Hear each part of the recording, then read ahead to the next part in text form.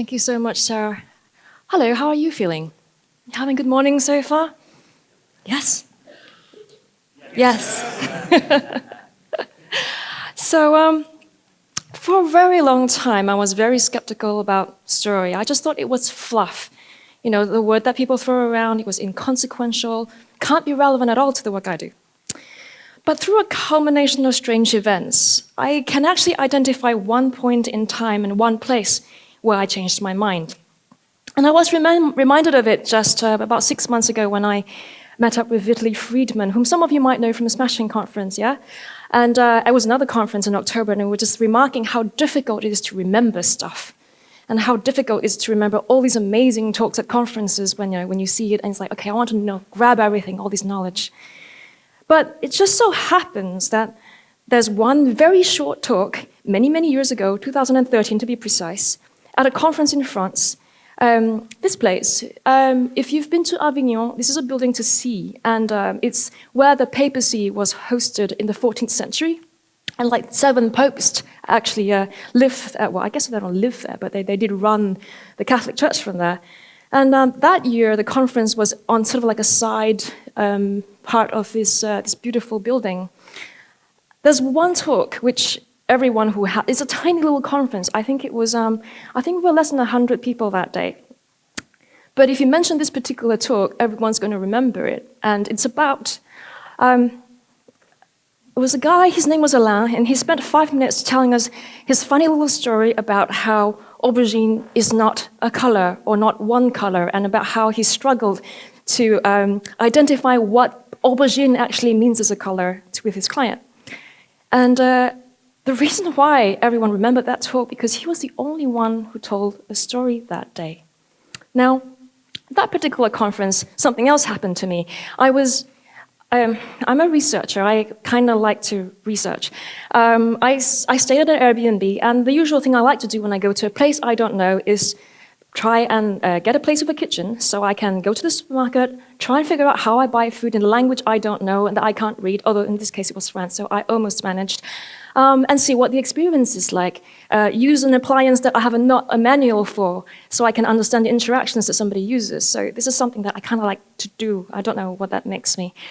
And so it's a fundamentally human process, right? So that trip, it was a really calm, gentle evening. I had some jazz playing, I had good dinner. I was just washing up, and I know, I was getting quite casual. I had my shoes off, and I was just doing the dishes. And something really strange happened. I had a really intense cold feeling in my toes. I looked down, and there was like water gushing out from underneath the sink, like this beautiful kitchen was flooding. And so I took out all the tea towels you can find. This is an Airbnb, right, not my flat. So I had to look for all the tea towels, all the paper towels. And then I looked under the sink, and this is what I saw. I'm not a plumber, but I'm quite a technical person, and I figured that I should at least be able to identify where the leak came from. Everything was dry. Like, where did the water come from? Couldn't tell. And so at that point, I'm like, okay, panic, or try not to panic. I texted the caretaker, who's a friend of the owner. The owner was in Spain somewhere. And so I said, well, can you come or call a plumber, because I think we have a problem. And then he said, I'm working tomorrow. Can I come over at 1 o'clock? I'm like, I've got this conference, to be at this conference. What do I do? So I unplugged the freezer because I didn't want to die by electrocution in France. And then I managed to get some sleep. Next day, conference. And it was a small, cozy place where it's community, really, and it was people I knew. So I had to say, sorry, I can't come to lunch. I got this leak at the apartment. And with some people, this is in hindsight, because it struck me later on, right? This is in hindsight. I said, I'll have to leave halfway through the day because, the plumbing problem. And with some other people, I would give you a more longer story, much like what I've just told you earlier. And anyway, went back to the apartment. Jean looked at this for like 15 minutes. I was holding my iPhone so that he could see what he was doing. And then he found this weird little, I don't know, I think the only way I can describe it is a ball of plastic tape. And it looked like somebody had rolled up a roll of plastic tape, and I wish I took a photo of it because it was quite funny. It has fallen off somewhere, and maybe that was where the water came from. I'm like, okay, interesting theory, but why not? And So he didn't speak any English, like literally a few words. I spoke some French. I had no understanding of what his logic was, but what he did next was, so this is the photo of the flat from the Airbnb. Let me get that up. And in there is a jug. So he's emptying this photo, but when I was there, it looked like that. Where, when in France, there's often corks. And so this is how we fix the leak. What was interesting was when I went back to the conference, and a day passes, I've forgotten this, right? I can't say it was traumatic, but it was stressful, so I just wanted to get it out of my head as early as I could. And half a day later, or the next morning, people asked, so how was your kitchen? I'm like, what kitchen?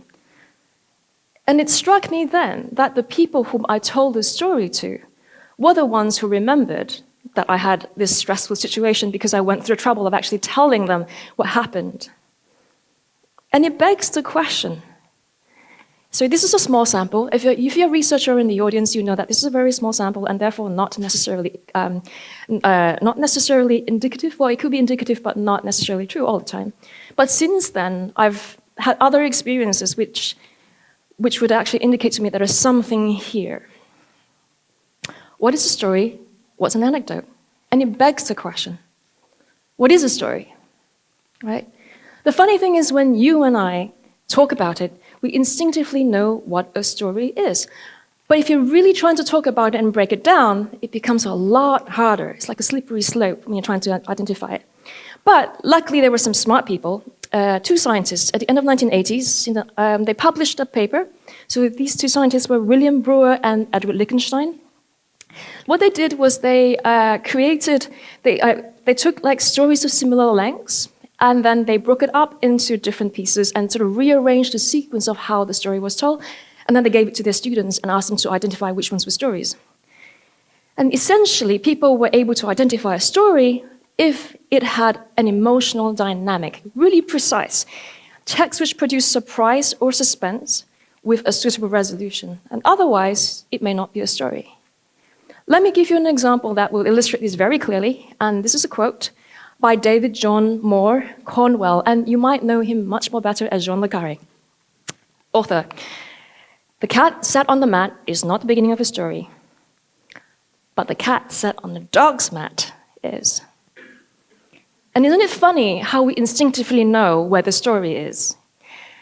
So here's the question. Are we programmed? Are we hardwired?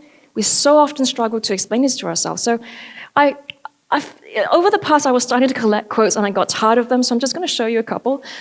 We are programmed through our evolutionary biology to be both consumers and creators of story. Any article, book, reference you read would often talk about this. Oh, we're hardwired for it. This is Steve Portigal speaking at User Research London 2 years ago, and he had a quote. I took a photo because I'm like, we're wired with story. and so on and so on. The word crops up a lot. Why? I'm not satisfied with just somebody telling me that that's the truth. I want to know why. It took me a little while and a lot of digging. And there's this book called The Origin of Stories. And Brian Boyd, he posits some really interesting theory about why we evolved into storytelling beings. It's a chunky book, but he essentially outlines the case that we evolve narrative to help us make better strategic social decisions, especially complex cases, stuff that machines might struggle with. So this is a quote from the book. Narrative can offer either particular social information to guide immediate decisions or general principles we can apply in future circumstance. Think of it as a rehearsal. But essentially, words like program and hardwired are not even close to describe how close we are to story and why. And let me give you an example. So how many of you are acquainted with cats? Cats. Cat people. Cat people. Okay. Dogs. I think there are more cat people than dog people. Cat and dogs. Horses. Maybe not. Oh, one. Elephants. Elephants are social smart creatures. It's coming up in the science. So let me just stick to cats and dogs. In his book, Brian talks about dolphins and chimpanzees, but cats and dogs. Next time you play with your cat or your dog, observe them. When a cat attacks a toy mouse, how does it know that it's a toy and not a real mouse? And when a dog plays with a ball, I mean, like, yes, it would destroy it, but it's not going for the kill. How does it know it is not a real enemy? For a cat to know that a toy mouse is not a real mouse, and for a dog to know that, that is not a real enemy, we're talking about something really, really fundamental about how we can build an abstraction or representation of the truth, right? And this is how fundamental it is to social species. It's a minuscule of fiction. It's the beginning of complex narratives and stories. In their book, Made to Stick, Dan and Chip Heath, they talk about power of stories and how to make things that stick. But essentially, what I really like is they talk about how we can't imagine events or sequences without evoking the same modules of the brain, and this is actually mostly a quote, that are involved in that physical activity. So it's as good as simulation. It's like a rehearsal for us to learn something that we may encounter one day, and that is the basis of play. And that's why I would say almost all animals do this. It's really, really fundamental to who we are. And so you think, with that level of fundamental theory, are they universal stories? This is actually a really hard question. I've looked. And let's start with Aristotle, really several thousand years ago. He listed 4 in the literature I can find, but his work on comedy didn't survive, so we don't really know if he had more in his list of story types. Norman Friedman, American author, he listed 14. Robert McKee, some of you who read about stories will know about Robert McKee. He's very famous for sort of teaching other screenwriters, and he might be responsible for a lot of how storytelling is told in TV and Hollywood today. He says 25. There's no consensus so far. This is a fairly recent paper, 2016. So this project, they classified 1,327 stories from Project Gutenberg, which is an open source repository of stories, and they put it through machine learning, and discovered that there were basically 6 emotional shapes in stories. But anyway, I'm not an expert on this, so I'm going to let an expert tell you about how to think about universal shape of stories. I'll show you a video here. Well, there's no reason why the simple shapes of stories can't be fed into computers. They are beautiful shapes. This is the GI axis, good fortune, ill fortune. Sickness and poverty down here, wealth and boisterous good health up there. Here's the very middle. Now, this is the BE axis. B stands for beginning.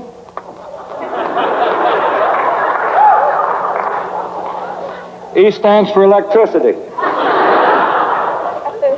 Now, this is an exercise in relativity, really. Is the shape of the curves are what matters and not their origins. So we'll start a little above average. Is why get a depressing person? We'll start... The whole thing, we call this story Man in Hole, but it needn't be about a man, and it needn't be about somebody getting into a hole. But it's just a good way to remember it. Somebody gets into trouble, gets out of it again. People love that story. They never get sick of it. All right, not copyrighted. Another story, also a beautiful curve and easily fed into a computer, called Boy Gets Girl, but it needn't be that. Just a way to remember it. Start on an average day, average person, not expecting anything to happen a day like any other. Find something wonderful, just loves it. Oh, God damn it.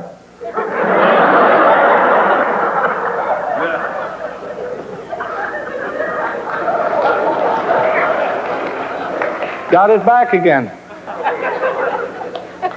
People like that.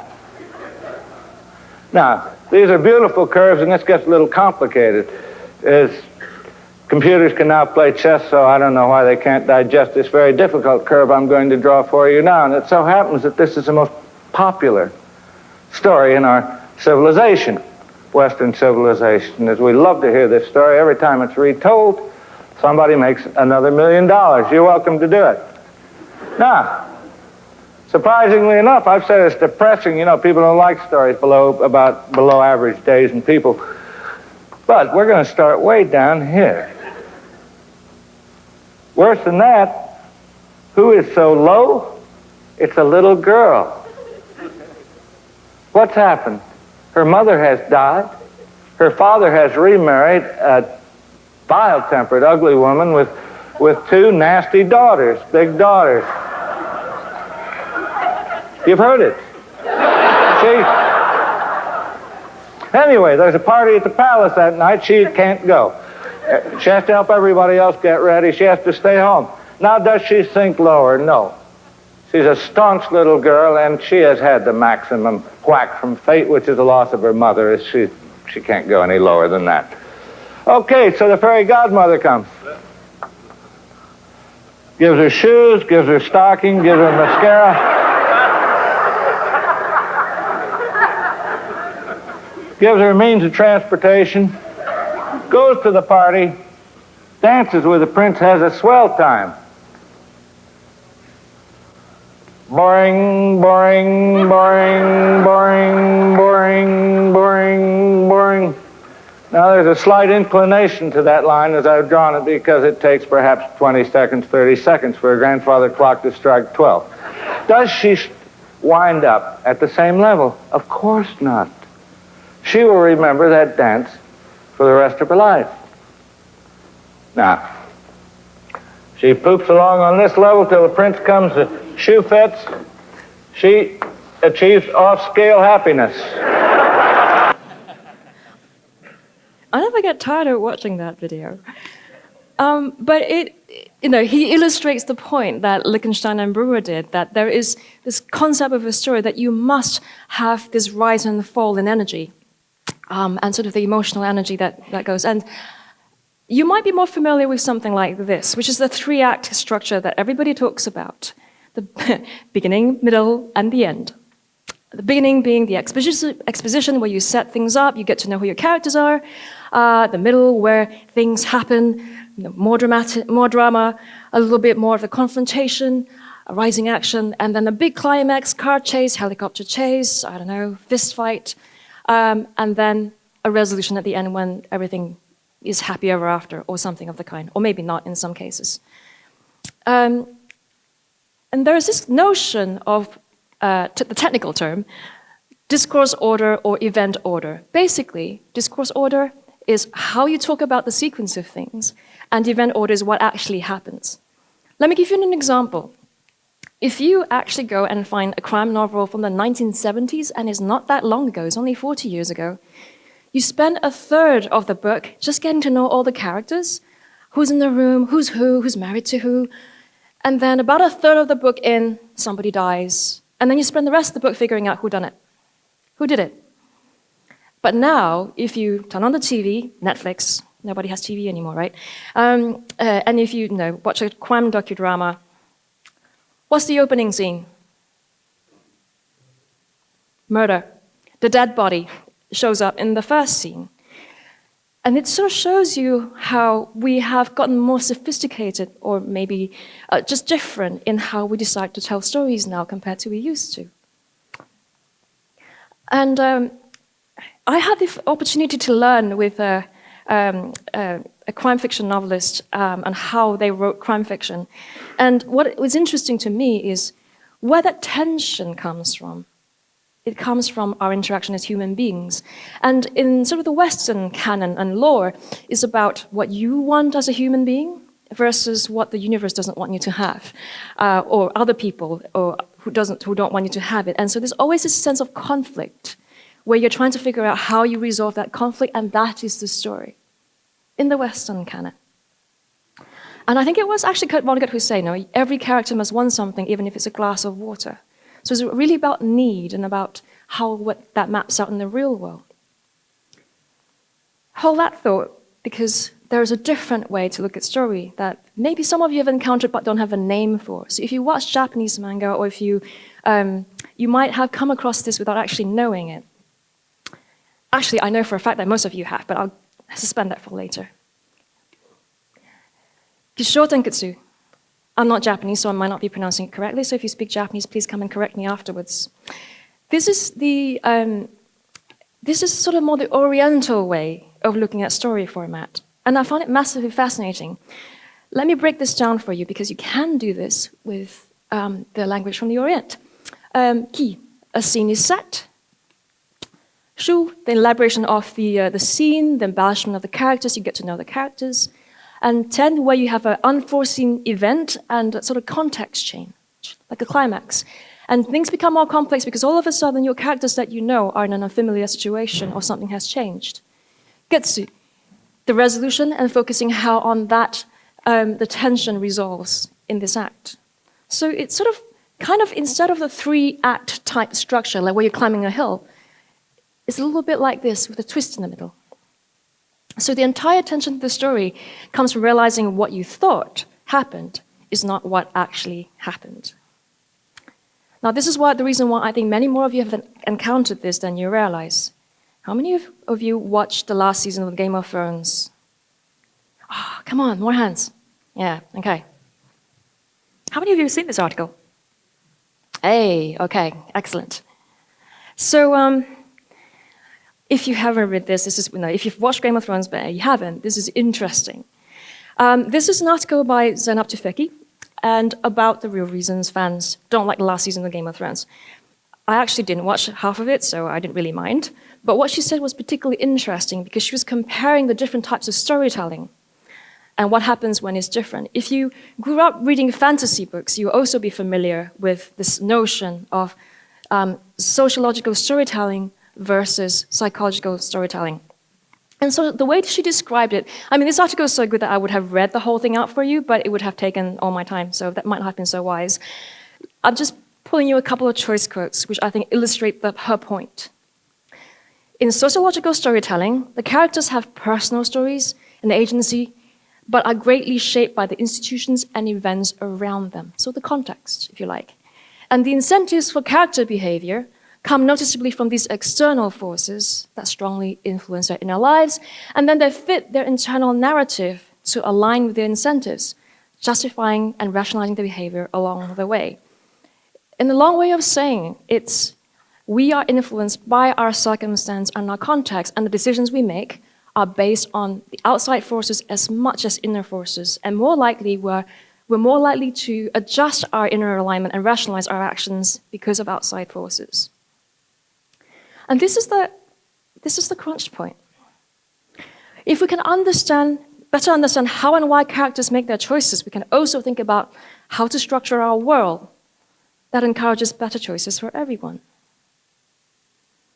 And all of a sudden, when you think about that in the context of design and building things for other people, you realize that we have a really big responsibility to think about the stories that exist in our culture and our civilization. How does this actually apply to what we do? Now, in my simplistic view of the world, from the UX, what we do in UX sort of roughly falls into 2 categories of work. We're researching, learning about our customers, our users, our audience, or we're designing something. And it doesn't mean that these are separate phases, and quite often they sort of help each other out, if you like. The 2 parts of where we tend to do things are we're trying to either understand the problem and the context we're working in, or we are trying to design the solution for it. Some of the terms that you might have seen are like building the right thing versus building the thing right. And these are sort of the 2 sides of how design and sort of UX culminates to do good things. From my very simplistic way of thinking, and sometimes you might be using design to actually aid the research so that when you're understanding something, you're in that space where you're trying to understand people's decisions, but the design can help you be a stimuli, sort of using design in service of research. And when you get later on to actually having identified where you want to go and what you want to build, you can use research to help you improve the design, right? And when we design, we're looking to help people make better decisions. at the fundamental, most fundamental. And these decisions can be very different ones at different scale. It can be, is this the right house I should buy? Do I have the right information for me to buy this house or this car or this, or should I be taking that journey in this particular way by train or by plane? All the way down to the right decision. Is this the right button to click? So we're talking about decisions on very different scales. And when we conduct research, we're just trying to understand the context of how big or small these decisions really are, because even you might be trying to click a button to buy an air ticket, but the context where you might be buying that ticket might be very different. It might be you're trying to make an emergency flight to go see somebody who's ill in a different country, versus you're trying to book a holiday. That consequence of that, clicking on that button suddenly becomes different because the story behind it is different. We already know that if you've done usability tests before, you'd be familiar with these terms. Attitudinal versus behavioral. Attitudinal means that what people say. Behavioral means what people actually do. And when we conduct research, we often mix methods so that we can get a range of these, I won't say dimensions, if you like. So you try to mix things that give you good attitudinal data, and you mix with methods that give you good behavioral data. They can be lab testing, they can be logs, or they can be surveys or other things. But when it comes to story, what you're looking for is narrative-based decision-making. Because story is really an ultimate mental model, and it's the cognitive framework for how people make decisions. And so when you know the theory of story, it becomes something that you can apply more easily. I'm going to talk just briefly about listening for story and how you can do it. Now, over the course of talking about story for a while, there are three things which people identify when there's a story: a place, a time, and a person. And interestingly, this is a triangle that Greg Moss, who's a teacher of storytelling, uses to help his students to sort of create stories and to write stories. If you're doing sort of a research and trying to learn to listen for a story, you can use this in reverse. So the way I would do it is, if somebody in the conversation with me talks about a character, it could be their boss, it could be their colleague, I'll ask more about that person. If they talk about a place or a context, I'll ask more about that. There are other models, and I've collected them along the way. This is Yolanda Barker, who was a documentary maker, and she was saying, understand which direction your narrative is being anchored in. So if someone is talking about something, what is producing the energy? Is it a person? Is it a circumstance? What is it? So these sort of formulas give you an idea of how you conduct a question. Interestingly, I thought I was stumbling onto something new, but when I ran into Bob Moester, who teaches the switch interview technique for the Jobs to be Done framework, it clicked for me then, because he was exactly doing that. So Jobs to be Done is a framework coming from business strategy. It basically is a framework for helping you understand customer needs better. So that is a whole other talk by itself. But the switch interview has elements of story, which is why it's massively powerful. And I think Bob sort of developed it without necessarily thinking too much about it, because he's a natural storyteller. And let me just show you the classic opening of a switch interview, because what it is it sets the scene for helping the person you're talking to be open to telling you their story. So the best way to think about it is we're filming a documentary, and there will be times where we ask real general questions, where did you buy it, that sort of thing, and then there will be times where I'm going to say I want to set the scene. Who were you with? What time of day was it? If you're online looking up phones, were you in your living room? Were you at your office? There's all the details I want, right? So you can think of us holding the camera, saying, how do we film this whole thing? Obviously, they're not filming it, but they're talking about it as if they're filming it, so all the details come out. Now, the switch interview is very particular because it's used in the context of trying to figure out if people are going to purchase something or not. So this is the timeline that you use to help you guide their interview. You're looking for when is the commitment point, when did somebody buy something, and all the decisions leading up to that point. But it doesn't have to be that. It doesn't have to be that. It can be, when do you first encounter a brand? And so when I work at the Telegraph, when we're trying to figure out how much people would pay for the paper, one of the things that we tapped into was the emotional connection. So the Telegraph is a 200-year-old paper in the UK. So it's like a huge, sort of very traditional thing. And you get lots of stories like, oh, I remember my grandfather in the armchair and this huge paper. And obviously there was a design problem because the paper was always too big. And so you get the emotional sense of tradition, aspiration from the very, very early moments of an interview like that you might not get from a traditional user experience or usability interview. First awareness of a brand, similar thing. But one of the things you do realize when you do this for a while is that a story can happen at any point. And I think at this point it's kind of like more poetry now. And so this type of interview or research technique, they surface up memory because it's associative.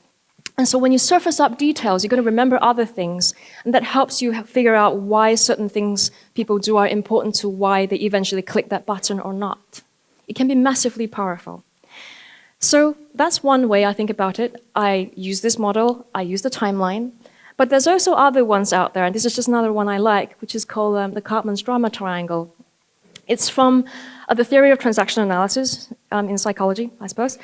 And the classic circumstance is you have a problem with your software, you ring up the help desk or you try to use the little intercom dog, say, I have a problem with this. And if you're trying to understand their experience, do they feel like a victim at that point in time? What is the shape of the rescuer and what is the shape of the persecutor or the person who's hurting them, which in this case might well be a piece of software, right? So there are these different ways you can think about applying a story in sort of the research side of things. What about design? This is an interesting question for me over the course of the years because I've been reading these articles for a long time. And there was a sort of a peak of discussion about storytelling and design between, I'm going to be quite precise, 2010 and 2013, and then nothing for a few years, and then you get a few articles in 2016 about this storytelling. Now, my guess is there was like a little dip in the few years because all of a sudden, mobile and responsive design became important. And it meant that a lot of rich story elements that we're used to in design sort of they're pushed away by the wayside, and sort of rich storytelling became embedded in more sort of audio-video formats and media that has traditionally been well suited for storytelling. And also craft of words. So I'm going to show you a few examples. Some of these are quite old, mostly because I think some of them are still the same and sort of way they live. On many news sites are where you will see elements of story, like a timeline that tells you what has happened. So that is still something that can be used, and often we can probably think about how we might use elements like this in our design. This is a map about what the world will look like when it's 4 degrees warmer. Now, on the first look, you might not think there's a lot of story, but it's a projection forward in time of what will happen and where it might affect you. So, I mean, automatically, you're going to look for where you've lived, where your friends live, where your families live, and figure out what's going to happen to that place in the future. This particular one still exists. It's one of my favorite examples of how you might use data to tell a story. What's really warming the world? And so it goes through like different combinations of things and show you how the data maps out and gives you an idea of the truth. So from a model perspective, this is like you're using the sense of mystery, a question-based. So what if it's this? What if it's that? What if it's that? And using that way to tell the story with the data. This page doesn't exist anymore. This screenshot is archaic. So Bloomberg Billionaires basically showed you who's the richest people, I guess it's in the world, right? Guess what it looks like today? Like this. Where did the magic go? And I'm guessing this is definitely more efficient. You can read it on your phone, you know, but doesn't it feel like something is missing? So I'm just going to contradict myself.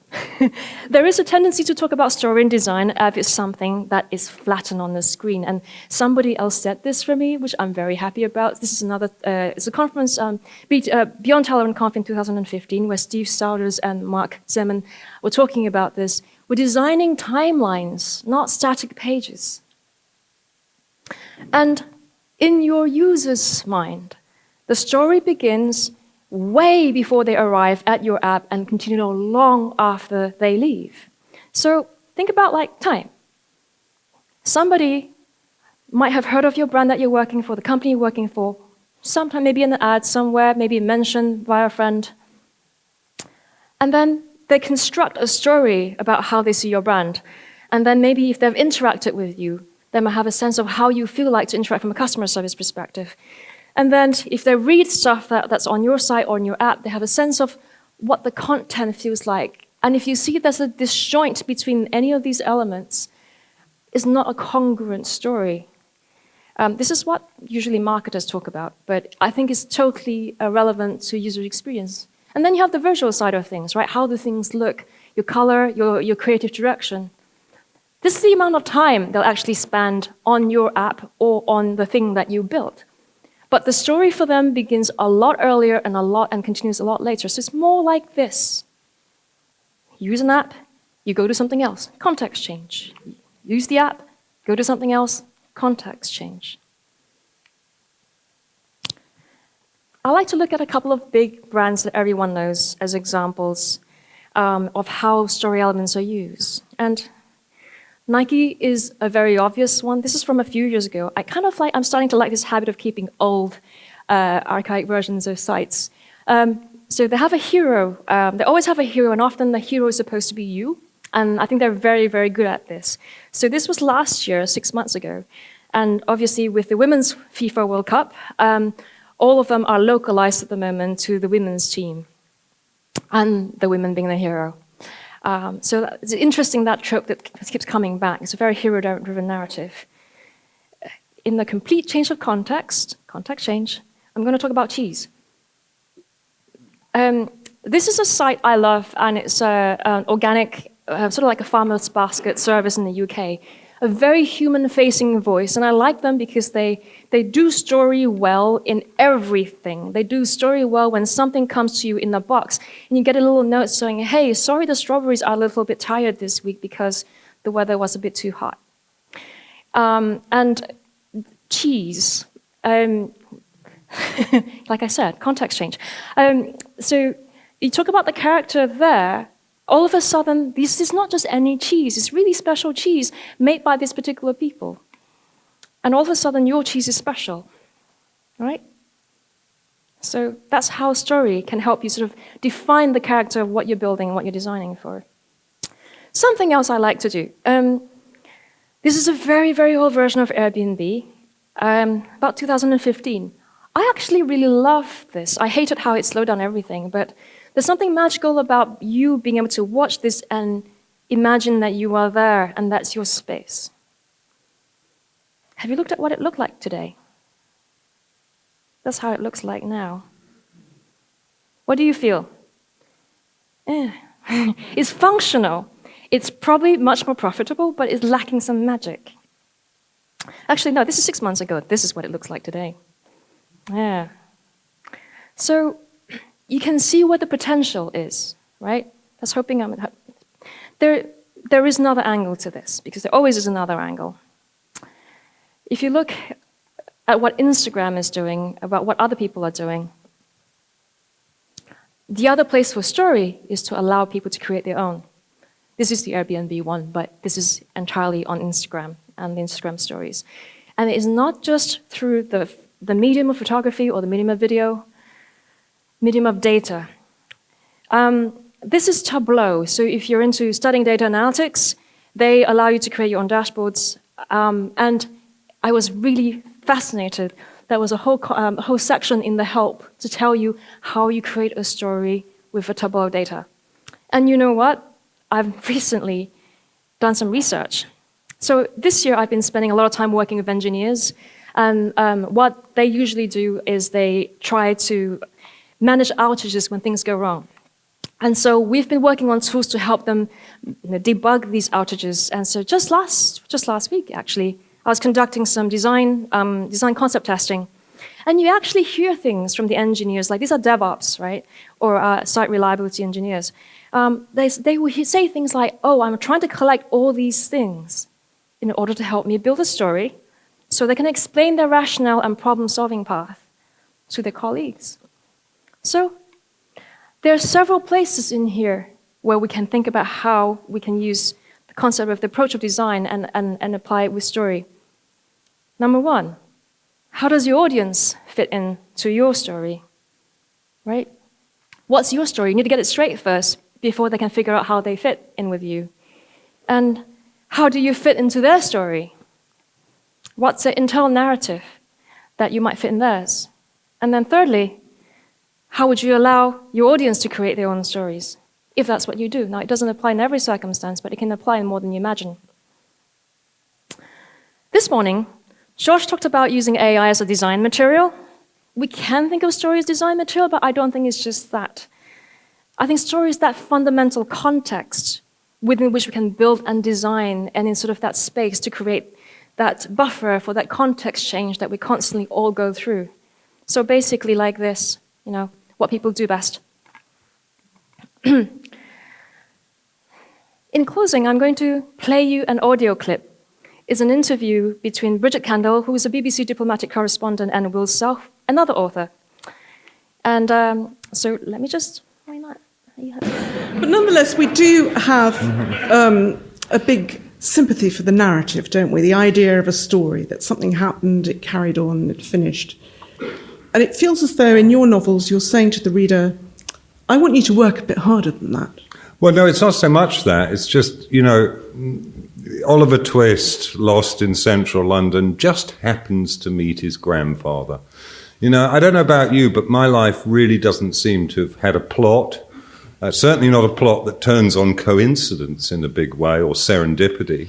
My life seems pretty formless and baggy. One event seems to follow another. I largely don't have control of things. I don't know if people who are listening to this feel they're deeply in control of their lives. If they do, they're probably psychotic. So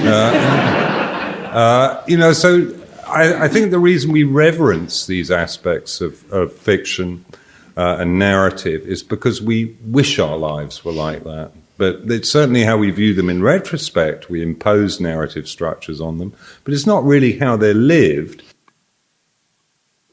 I find that poignant, and it's just a good reminder of what actually story is into our lives. We use story to make sense of our own lives.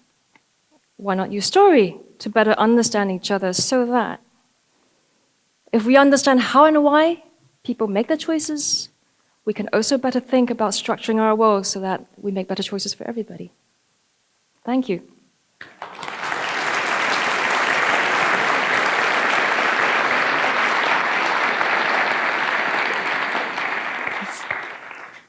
That was awesome. I'm not a designer myself, so when I... Me neither. Yeah, but you're a fantastic researcher, and getting this link between design and research is definitely something eye-opening. And I saw a couple of tweets from a couple of attendees saying that they want to integrate a lot more storytelling into the design because it's not just about drawing pretty rectangles, right? So I have a couple of questions. When using storytelling in design, how do you avoid the pitfalls of only focusing on the happy path? For example, thinking of your year in review by Facebook with happy music and balloons about terrible things have happened. This is really a research question, right? Because you're only doing the happy path if you haven't spoken to a range of users. And so I think it is a question that often researchers also struggle with, not just designers, but the people you choose to speak to are important and help you ground where the context is. Can I tell a story? Do we have time? Please, okay. Yes. So over a year ago, I was working for London Gov at one point, and London Government, basically the local council that manages 9 million people. And so we were trying to. So there was this. There was this platform that people were using to feedback on policy. So pretty heavy stuff: air pollution, traffic, bicycle policy, and so we wanted to know if people would trust the platform if we tucked it under the mayor's website, because they were trying to merge two content management systems together. They wanted to know if people would lose trust. And what we ended up learning was people actually didn't care. Now, we were totally asking the wrong question. All they wanted to do is to make an impact on their city and the way they live. And we asked them, why you want to do that? And you get some really personal stories like, I'm interested in helping shape cycling policy in our city because I've been hit by a car 4 times. That kind of stuff. And so, to avoid the happy path, it's really about asking the right questions and speaking to a range of people in order to get the true guts of why people are motivated to do a certain thing. Well, from a research perspective, like, how do you deal with the biases that might come from too few stories? Talking to more people. No, it's kidding. I had a slide earlier about attitudinal versus behavioral. So essentially, you want to mix your methods up. Like just speaking to human beings, great, you get the stories, you get the nuance. But if your sampling is too narrow, or usually the case is your budget is too small and you couldn't speak to enough people, the other way you can do is to sort of like counterbalance that by using some quantitative methods, of which there are quite a few and many. I'm happy to speak to people around that if that's the case. But yeah. One last question. So Adrian says, we talk about stories a lot in design. So how often do we validate those? Not only with our audience, but also internally. So many companies have fractured narrative splits between how we tell our stories when we sell versus when do customer service, for instance. Sorry, what is the question? When we talk about stories a lot in design, how often do we validate those? Not only with our audience, but also internally. How often? Not often enough, I think, is the answer. But I think the method of how you choose to do that can be quite complex. It involves turning your entire organization or your team. It doesn't have to be the whole org, just the people that you work with, the product you work on, to be constantly listening out for signals from your customers. Yeah, I'm not entirely sure I answered that question appropriately, but it's okay. So I have a question from a fellow nerd. So the technical people. Do you have any tips for front-end nerds, like words, error messages, any way we can integrate storytelling into that kind of UI design? If you've got a content person in your team, have a good discussion about voice and tone. So quite often what happens is that when you use a season error message, it's a completely jarring experience because they thought they were using this happy little app and then go, boom, error, random number error. And it sort of disjointed the story. So yeah, work with your content folks to figure out what's the appropriate voice and tone for that. This seems to be like the magical answer to any problem that comes up with design versus development. It's always about communication, everyone on the team. Yes, yeah. I would say so. Yeah, even with research as well. Yeah. Well, that was fantastic. Thank you so much. Thank you very much, everybody. Thank you, Sarah. Thank you.